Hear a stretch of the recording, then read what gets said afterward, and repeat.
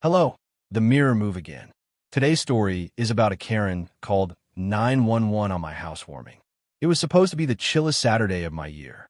New house, new start, a backyard big enough for summer BBQs, and a hammock that could legally count as my therapist.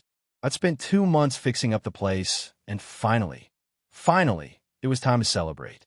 What I didn't know was that my first official neighborhood memory wouldn't be the sound of laughter or the smell of grilled ribs, but the flashing lights of police cruisers pulling up to my driveway, called in by my very own HOA president, who, spoiler alert, picked the worst possible party to crash. This is how to ruin a perfectly good Saturday.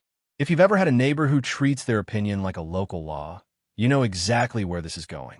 In my case, she came in the form of a 60-something woman I'll call Marla.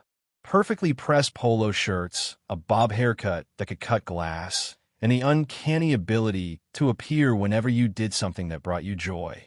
I'd only been in the neighborhood for 19 days when Marla came knocking, literally, with a clipboard. She welcomed me, then proceeded to outline the rules of the HOA like she was reading commandments from Mountain. The tone? Somewhere between drill sergeant and librarian who just caught you eating Cheetos near the rare books. I smiled, nodded, and thought I can play nice. Oh, sweet naive me. Fast forward to my housewarming Saturday. I invited around 30 friends, mostly co-workers from the precinct. Yes, the police precinct where I work as an investigator. You see where this is going. We had burgers on the grill, music at a respectable suburban barbecue volume, and someone brought a life-size Connect 4 that instantly turned into a competitive sport.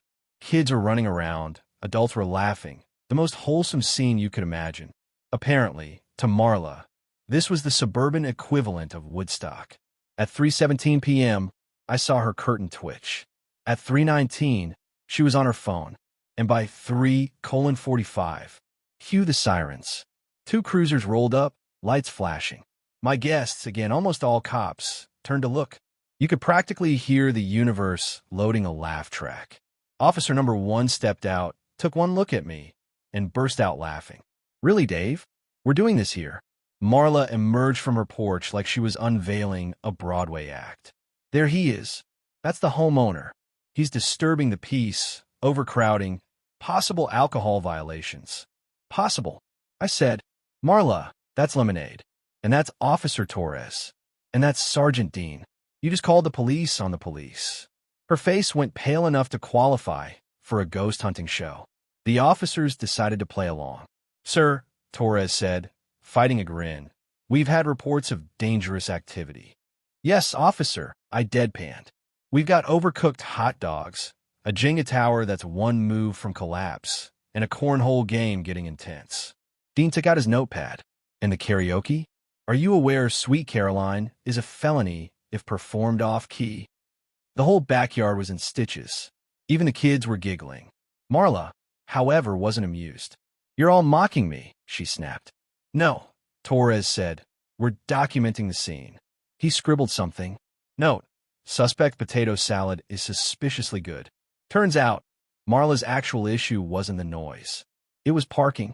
Your guests are taking spots meant for residents, she sniffed. I gestured toward the street. Marla, half these cars have police decals. I'm pretty sure they count as emergency vehicles. One of my buddies chimed in, Ma'am, if there's a real emergency, we could just run there. At this point, even Dean couldn't keep a straight face. Finally, after about 15 minutes of friendly investigation, the officers cleared the scene, but not before posing for a group photo with me in front of the grill. We made sure Marla could see it from her porch. The next day, I found a note taped to my door in precise block lettering. Noise curfew is 10 p.m. And please tell your friends to park further away next time. I framed it. Here's the thing about living under an HOA. Some folks just love enforcing rules, even ones that don't exist. But if you're lucky, the universe serves you poetic justice, like your nosy neighbor dialing 911 and accidentally inviting a reunion for your entire department. And me? I'm keeping my next party invite list exactly the same. Thanks for watching The Mirror Moves. If you've got a wild HOA story, bonus points if it involves police, fire trucks, or anything inflatable, drop in the comments. And remember, Sometimes the best revenge is just letting people dig their own holes and handing them a shovel with a smile.